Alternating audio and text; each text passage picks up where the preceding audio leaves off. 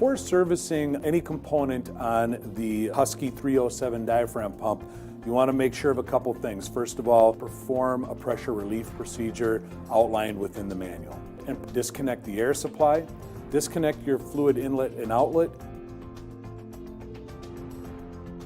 So today we're going to walk through how to repair the Husky 307 air valve. Some of the tools you're going to need to do this is number one, the kit. And then you're also going to need a Phillips screwdriver, a torque wrench, and then also an O-ring pick. So we're going to start by removing the 6 screws that hold the air valve onto the center section of the 307 diaphragm pump. So we're just going to take our Phillips screwdriver and we'll remove those 6 screws. Okay, so now that all 6 of the screws are out, we're just going to go ahead and lift the air valve out.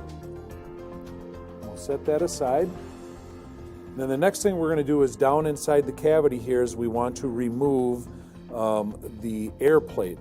So the air cup is still stuck in there. We're just going to pull that off. That usually sits right down inside here.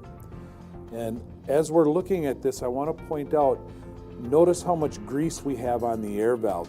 That's an ample amount of grease. When we go to rebuild this, we don't need to put any more grease than what you're seeing right now into this air valve. All right, so next thing, as I said, is we're going to go ahead and we're going to pull the 2 screws out of the air plate, and we'll pull the air plate out as well.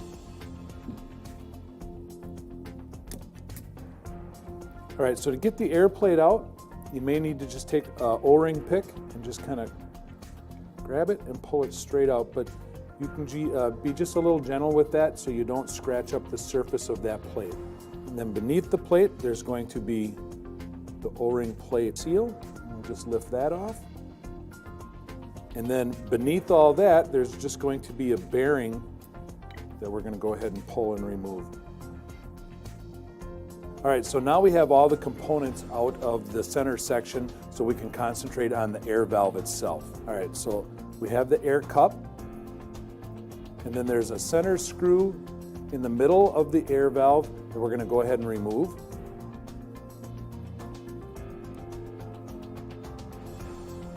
And then we can remove the saddle, and the saddle is what comes in contact with the shaft that connects the 2 diaphragms. You can lift the remaining mechanism off. And then beneath that is going to be the detent ball and the detent spring. In addition is the reset stem that includes a washer that sits below it, and using your O-ring pick you can remove the O-ring. And then by squeezing the spring in the plates for the detent, you can remove the spring, and within the spring is the stop.